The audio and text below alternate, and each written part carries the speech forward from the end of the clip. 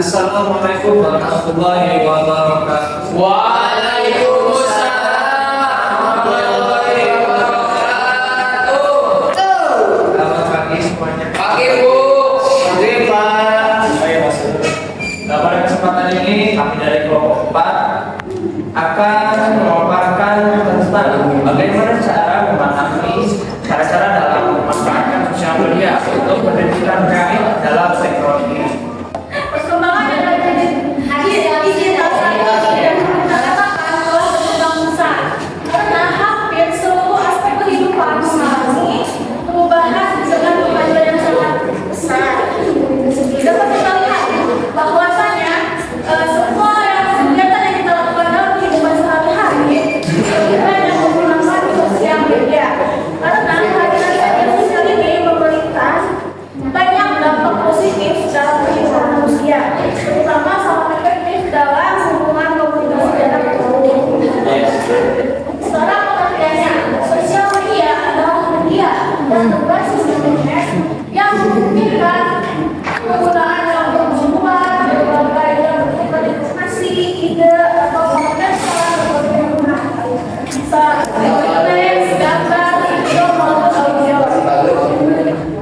Post menciptakan jaringan virtual yang memfasilitasi komunikasi individu atau kelompok atau komunitas secara global.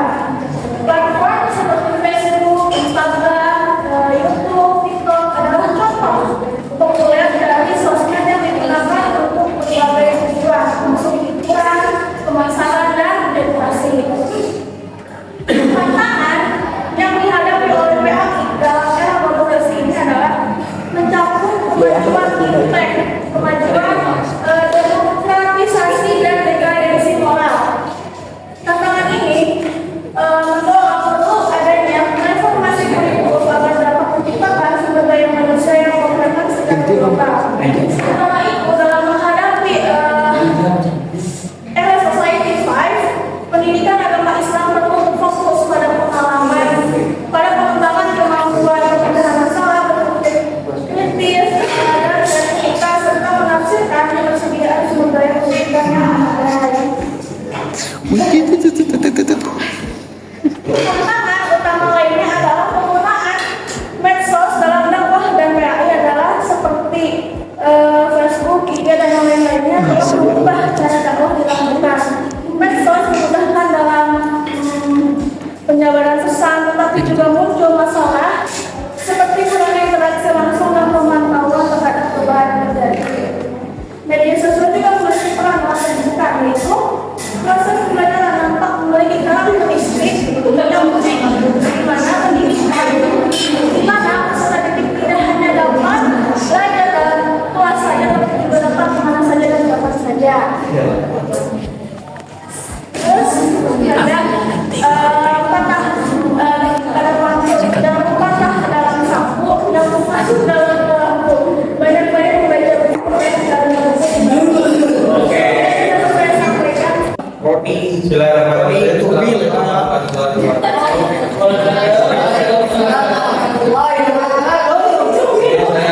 Dan dari saudara Hana yang akan menjelaskan apa itu pengertian media sosial. Di sini saya akan menjelaskan cara memanfaatkan sosial media untuk pendidikan PAI. Cara memanfaatkan sosial media untuk pendidikan PAI mempunyai 6 macam. Yang pertama yaitu adalah penyebaran materi pembelajaran. Guru dapat membagikan materi PAI melalui platform sosial media seperti WhatsApp, seperti YouTube, seperti Instagram, dan lain-lain dalam bentuk teks maupun video atau introspektif. Misalnya membuat video menjelaskan tajwid atau panduan sholat di YouTube. Lalu yang kedua yaitu adalah diskusi interaktif. Diskusi interaktif adalah membuka grup diskusi di WhatsApp atau Facebook yang melibatkan siswa untuk membahas topik-topik PAI seperti tafsir ayat Al-Quran dan kajian hadis. Diskusi ini memungkinkan siswa untuk bertukar pemahaman secara langsung. Lalu yang ketiga yaitu adalah peningkatan pemahaman dengan konten kreatif. Pemahaman konten kreatif bisa saja menggunakan TikTok atau Instagram untuk menyampaikan pesan moral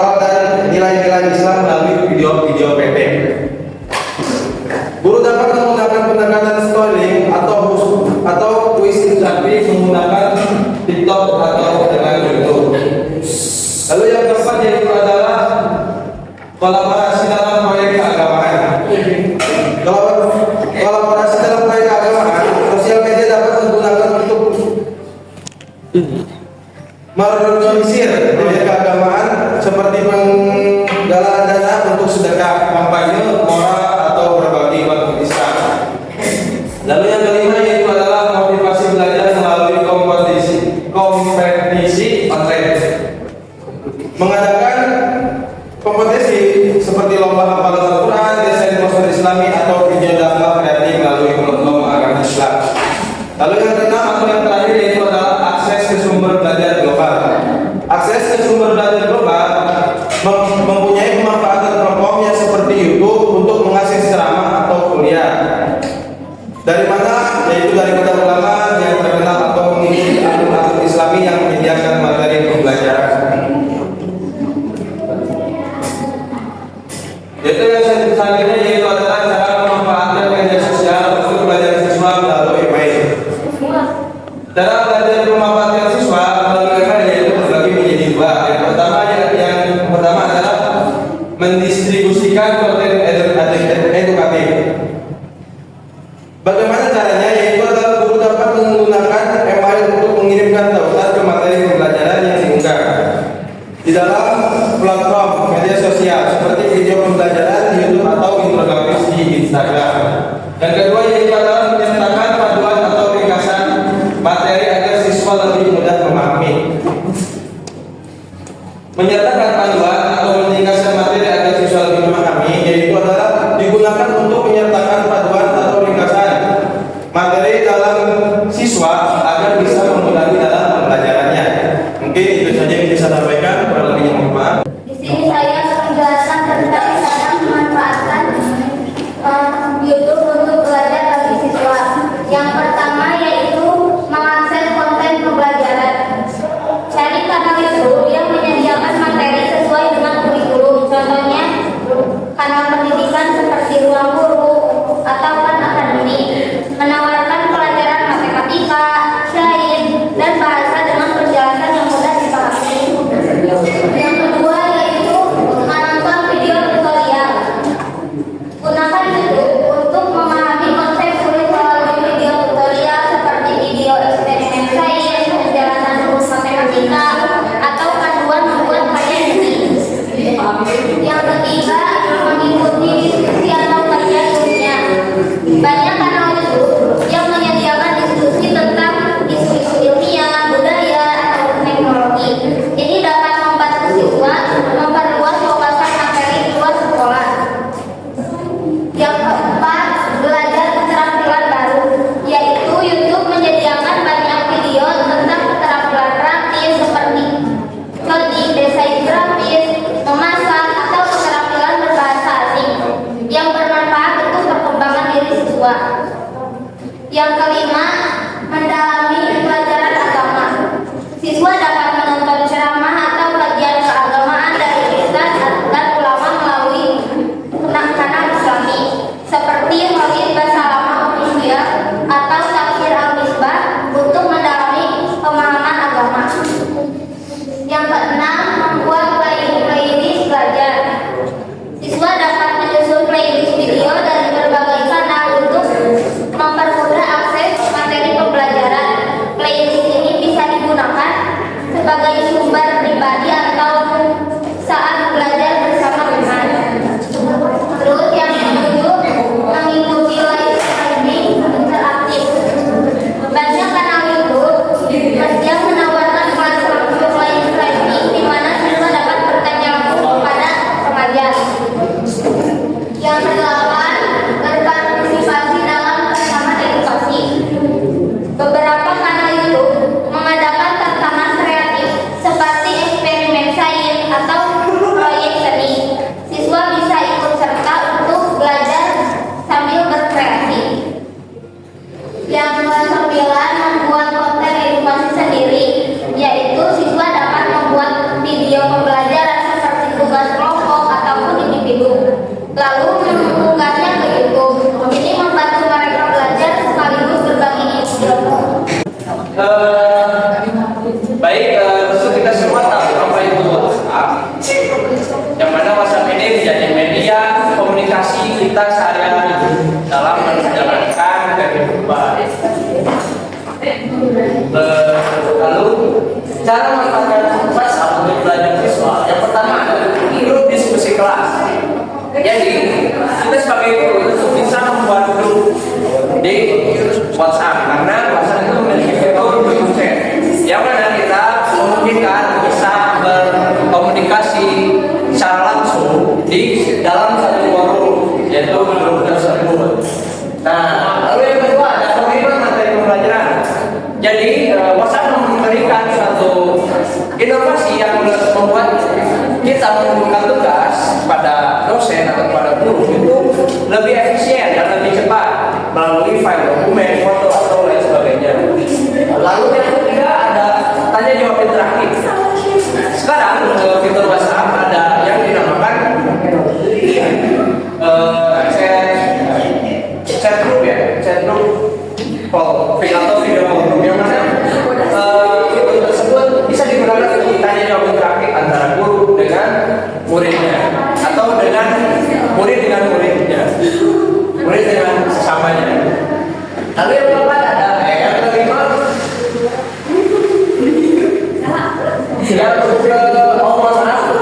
yang keempat ada pengumpulan tugas yang melalui media dokumen atau itu lebih membuat pengumpulan tugas menjadi efisien. Lalu yang kelima ada pengingat jadwal yang mana kita itu hanya perlu membuka HP untuk mengingat apa sih hari ini ada agenda apa di sekolah ataupun di kampus. Jadi guru itu hanya bisa dengan memberikan pesan singkat. Sekarang adalah jadwal ini, jadwalnya pemain bola misalkan ataupun lain sebagainya. Jadi hal tersebut membuat efektif dalam pembelajaran. Yang keenam ada pembelajaran kolaboratif. Lalu yang ketujuh ada media untuk kuis dan game edukatif dengan fitur polling ya biasanya. Fitur polling itu ada mengharuskan kita untuk memilih salah satu jawaban di polling tersebut yang nantinya akan diolah hasilnya oleh guru tersebut lalu disampaikan di grup tersebut. Dan biasanya hal tersebut membuat suatu pembelajaran yang tidak membosankan. Lalu yang ke-8 ada rekaman diskusi atau kelas. Jadi kita itu hanya membutuhkan suatu rekaman video, lalu kita belajar di rumah melihat rekaman video pembelajaran dari diskusi ataupun rekaman pembelajaran di kelas. Lalu yang ke-9 ada penyebaran motivasi belajar. Tentu kita sebagai guru itu bisa menyampaikan motivasi-motivasi atau kata-kata hari ini dan kepada siswa-siswa, pada murid-muridnya. Lalu yang ke-10 yang terakhir pemanfaatan fitur status. Biasanya status digunakan oleh guru untuk mengupload konten-konten berupa konten pembelajaran, konten edukatif atau konten motivasi lainnya yang tentu akan lebih sedikit terangsang terhadap siswa-siswa. Nah, cukup sekian dari saya. Lanjut ke materi saya. Saya di sini akan menerangkan tentang cara memanfaatkan sosial media Instagram untuk belajar siswa. Yang pertama ada mengikuti akun edukasi. Dengan mengikuti akun edukasi yang ada di Instagram, siswa dapat membuat konten kreatif seperti rekaman video atau membuat video pembelajaran singkat atau membuat catatan estetik di storiesnya. Yang kedua yaitu membuat konten belajar. Di Instagram kita dapat mengupload konten belajar, yaitu dengan membuat ringkasan materi, catatan estetik. Terus yang ketiga, menerapkan fitur stories dan polling. Instagram Stories memiliki fitur polling, pertanyaan atau kuis yang dapat dimanfaatkan untuk belajar interaktif. Yang keempat yaitu kolaborasi proyek edukasi. Siswa dapat menggunakan Instagram sebagai platform kolaborasi antara siswa atau proyek edukasi, misalnya membuat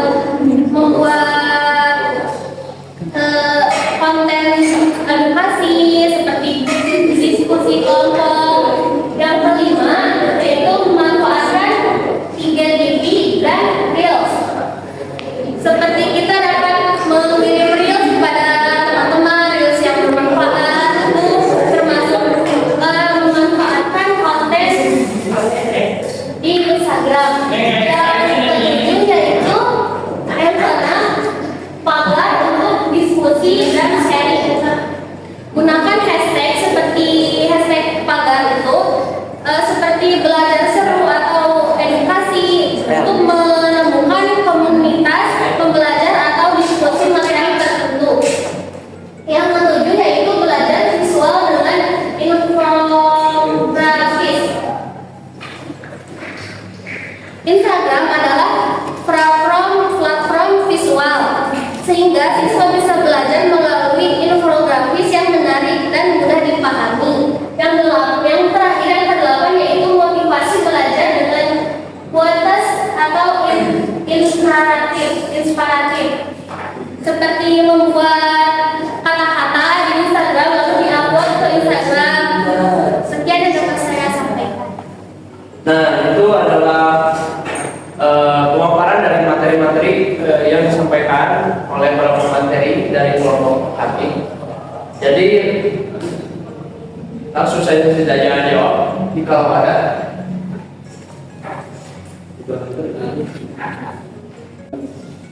Baik, karena tidak ada yang bertanya, langsung saja kami tutup. Tapi sebelum tutup, Kaisar Hirohito pernah berbicara jika usai didukung oleh AS, kita jatuh harus tidak belajar. Kalau kita semua tidak bisa belajar, bagaimana kita akan mengejar mereka?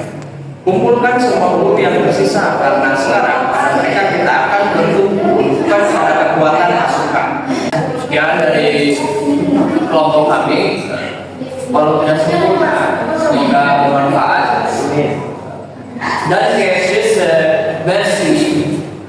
Gracias dan terima kasih. Assalamualaikum warahmatullahi wabarakatuh.